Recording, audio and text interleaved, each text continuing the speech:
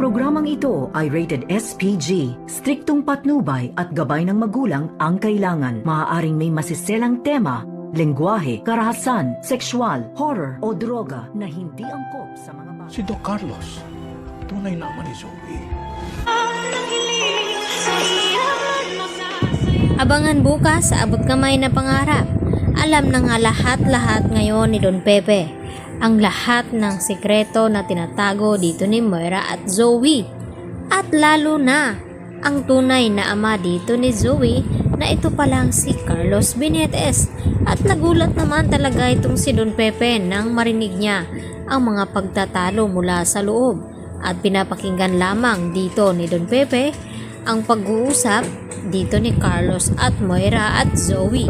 At dito nga nagulat ng husto ang matanda na matagal na palang niloko ni Carlos itong si Lynette at Annalyn at lalong-lalo na itong si RJ dahil magkasabot din pala itong si Carlos at Moira at Zoe na may kinalaman sa pagkawala dito ni Don Pepe at lalong-lalo na itong kanilang sekreto na matagal na palang alam ni Carlos na anak niya itong si Zoe, subalit ay tila nagbingi-bingihan at naging walang kibo itong si Carlos na hindi sabihin dito kay RJ ang katotohanan, lalong-lalo na dito kay Lynette.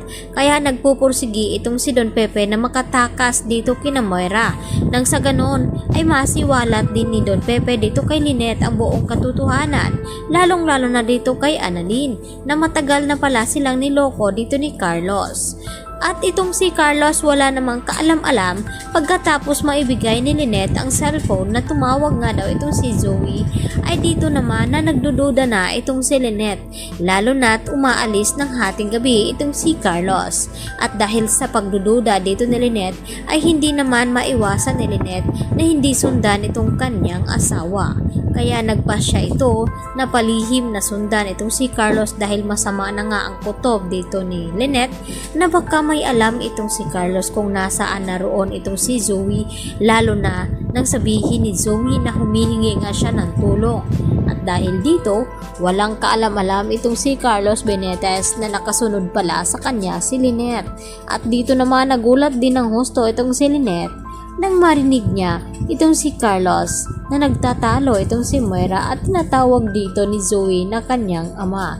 Nang tangkain nga dito ni Moira na barilin sana itong si Carlos dahil sa mga salita na mga binibitawan nito at dahil nasaktan din ni Carlos itong si Moira. At dito nga magkakaalaman na nga ba na itong si Carlos ang ama dito ni Zoe ay may malaking sikretong tinatago. At ito na nga ba ang susi na makatakas dito si Don Pepe dahil kay Lynette?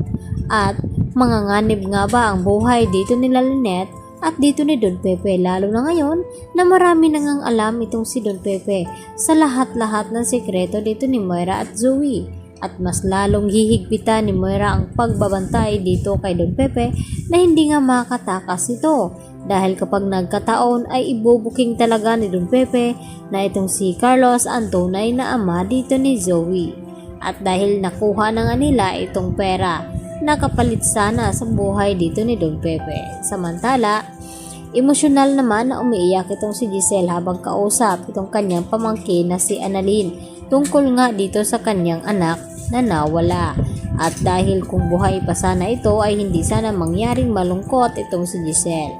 At dito naman nag-usisa itong si Annalyn tungkol sa ama ng kanyang anak. Kaya yan ang ating pagkatutukan sa mga susunod na episode sa Abot Kamay na Pangarap. Bye-bye!